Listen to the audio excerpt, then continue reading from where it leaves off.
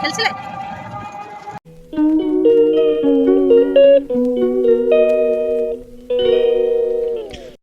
Hello everyone, good morning, welcome back to my channel. কেমন আছো তোমরা? আশা করছি ভালো আছো, সুস্থ আছো। আমার সকালটা শুরু হয় রান্নাঘর থেকে। ঘুম থেকে উঠে ব্রাশ করে আগে রান্নাঘরে ঢুকে গেছি। আগে ইভানের খাবার বানাতে স্কুলে পাঠাবো, তারপরেও রান্নাবান্না আছে। ইভানের বাবা খাওয়া দাওয়া করে যাবে, কোনো রকম টিফিন বানিয়ে ওকে স্কুলে দিয়ে মাছ বাজারে এসেছি একটু বাজার করতে, কারণ বাজার কিছুই নেই, মাছও শেষ হয়ে গেছে, সবজিও শেষ হয়ে গেছে। তো এখন এসেছি বাজার করতে। কিছুটা মাছ নিলাম আর মুদি সদাই কিছু নিলাম। নেওয়ার পরে দেখো বাড়িতে আসলাম, ট্যাংরা মাছ নিয়েছি, পার্শে মাছ, আর ইভানের জন্য পমফ্রেট মাছ নিয়েছি। আজকে বেশি কিছু নেই, 3 পদের মাছ নিয়ে চলে এসেছি। দেরি হয়ে যাচ্ছিলো, আবার ইভানের বাবা বেরোবে এর কারণেই। আর ওর বাবার ভাত দিয়ে দিলাম তাড়াতাড়ি। আর এই দেখো তার মানে ভাত বেড়ে সঙ্গে সঙ্গে আমি আবার মাছের ঝোলটা করে নিলাম, কারণ আবার ইভানেকে আনতে যেতে হবে আমাকে স্কুলে। সেই জন্য ভাবলাম রান্নাটাও তাড়াতাড়ি করে সেরে নিই। অ্যাকচুয়ালি মাছটা ধুতেই আমার অনেকটা দেরি হয়ে গেছিলো, তো সেই জন্যই আমার মানে ইভানকে আনতেও আজকে দেরি হয়ে গেছে। 11:45 নাগাদ আমি বেরিয়েছি। কিছুটা হেঁটে গেছিলাম কারণ টোটোটা পাইনি, এর জন্যই। তারপরে দেখলাম শেষমেশ একটা টোটো পেলাম, তারপরে টোটো করে যাচ্ছি আর কি। আজকে ইভানের মুডটা একদমই ভালো নেই। স্কুল থেকে বেরিয়েই মুখ কালো করে রয়েছে, মুখ কথা বলছে না। জিজ্ঞাসা করলে বলছে যে ম্যাম বকা দিয়েছে। আমি বললাম ঠিকই আছে, দুষ্টুমি করলে তো বকা তো দেবেই। এখন ইভান তেল মাখবে, তাই তো? এখন সুন্দর করে তেল মাখতে, ঠান্ডা ঠান্ডা লেগেছে। এই দেখো, এই যে তেল, ইভানের বেবি হাগের তেল, সরষের তেল। দেখো এই যে তেল, দেখো। ওঠো ওঠো, চলো ওঠো ওঠো ওঠো ওঠো। ইভানকে স্নান করানোর পর ওকে বলছি ওঠো, উঠছে না, শুধু কান্নাকাটি করছে। খাবার নিয়ে এসেছি, খাচ্ছে না, তো আমি খেয়ে নিলাম। তারপরে দেখো আমরা দুজন ঘুমাতে আসলাম। দেখছো তোমরা? দেখো ইভানের জ্বর এসেছে, ঠান্ডা, দেখো চোখ মুখ লাল হয়ে গেছে আমার সোনা, দেখেছো? পাপা হাই বলে দাও, হাই বলে দাও, হ্যালো হ্যালো বলে দাও। বলবে না? ঠিক আছে, চলো টাটা। দুপুরে ওকে ঘুম পাড়িয়েছিলাম, এখনও ঘুম থেকে ওঠেনি, একটু পরেই উঠে যাবে। তারপরে আমি আগে উঠেছিলাম, ওঠার পরে একটু চা বসিয়েছি আর ইভানের জন্য খাবার বসিয়েছি। তো এর মধ্যেই দেখো এই খাবারগুলো বানিয়েছি, কিছুই খাচ্ছে না আজকে। সারাদিন তেমন একটা কিছু খায়নি, মন খারাপ থাকলে কিছুই খায় না আর কি। তো ভাবলাম যে চাটা বসিয়ে দিই, ওর বাবা আস্তে আস্তে চাটাও খাওয়া হয়ে যাবে, আর ততক্ষণে দেখি এই খাবারটাও খায় কি না আর কি। তো যাই হোক, খাবারটা হয়ে গেছে। এর মধ্যে রান্নাঘরে দুবার পাক মেরে গেছে যে কী করছো, আমার জন্য কি খাবার বানাচ্ছ, এইসব আর কি। বাচ্চারা ঘরে থাকলে মানে এরকম তো বায়না করবেই, আর মাঝে মাঝে যখন বায়না করে না তখনও ভালো লাগে না, আর ও যদি কিছু না খায় তখন আমার একটুও ভালো লাগে না।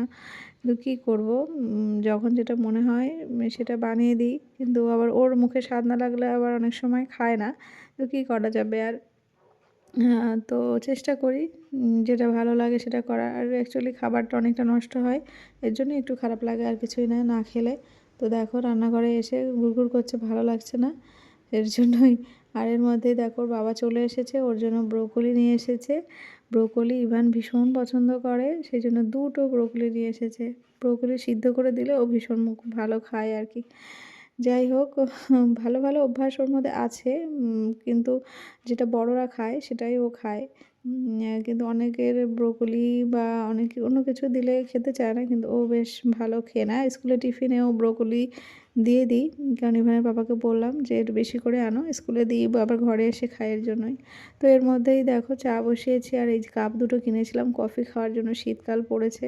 কিন্তু কী করব, কফি তো আর আমার কপালে নেই, দুধ খেতে পারি না, মানে দুধ জাতীয় জিনিস কোনো কিছুই আর খেতে পারি না। সেদিন দুধ চা খাওয়ার পর থেকে কোনো রকম খাবার খেতেই আমি খুব পারছি না, খুব কষ্ট হচ্ছে। তো কী করব, চাটা ছাড়তে পারছি না, ছেড়েছিলাম। তাই মানে বাবা বলল যে একটু একটু খাও, কিছু হবে না। তো যাই হোক, চাটা খেলে একটু রিফ্রেশ লাগে ঠান্ডার মধ্যে।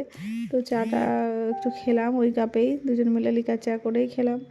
তারপরে ইভানের পাপা বললো একটু বেগুন পোড়াও, বেগুন ভর্তা ভালো লাগে খেতে, আর ওর খুব ফেভারিট বেগুন ভর্তা। তো যাই হোক, একটা বেগুন ছিল, সেটা এখন পোড়াচ্ছি। আর এর মধ্যে ওর পাপার সঙ্গে গেছিলো দোকানে কিছু জিনিস কিনতে, তো চলে এসেছে। দেখো, আমাকে নিয়ে মেলায় যাবে? কবে যাবে মেলায়? তোর বাবা এখনো আমাকে কল্যাণী মেলায় নিয়ে গেল না। নিয়ে যাবে? পরে নেবে? কিনে এসেছে আবার ক্যান্ডি, ছোট ছোট ক্যান্ডিগুলো।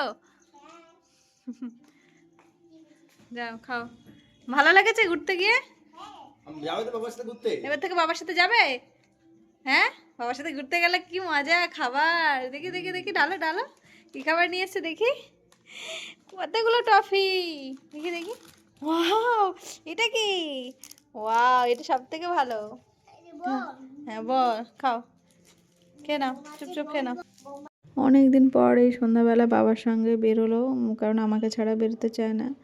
তো ভাবলাম ঠিক আছে, আস্তে আস্তে ঠিক হয়ে যাবে। আর দেখো, খাবার দাবার নিয়ে এসেছি। আজকে আর টেবিলে খাবো না, বাইরেটা খুব ঠান্ডা, সেই জন্য মেঝেতেই খাচ্ছি মাদুর পেতে।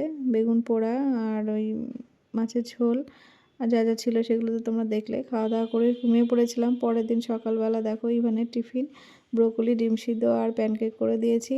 এটাই স্কুলের টিফিন, খুব মজা করে খাবে। ব্রোকলি থাকলে ওর আর কোনো চিন্তা নেই। আর ডিম ভাজা খুব একটা পছন্দ করে না, ডিম সিদ্ধটাই ভালো খায়। তারপরে ওকে স্কুলে দিয়ে এসেছিলাম হচ্ছে একটু বাজার কলকাতায়, ইভানের বাবার জন্য কয়েকটা ঠান্ডার জিনিস দেখতে, মানে সোয়েটার ফোয়েটার দেখতে। তো দেখছিলাম, ও পছন্দ আমার হয়েছে সাদাটা, কিন্তু ওর খুব একটা পছন্দ হচ্ছে না। অনেকগুলো ট্রায়াল করলো, এখানেই দেরি হয়ে গেল, আবার বাড়িতে গিয়ে রান্নাবান্না করতে হবে।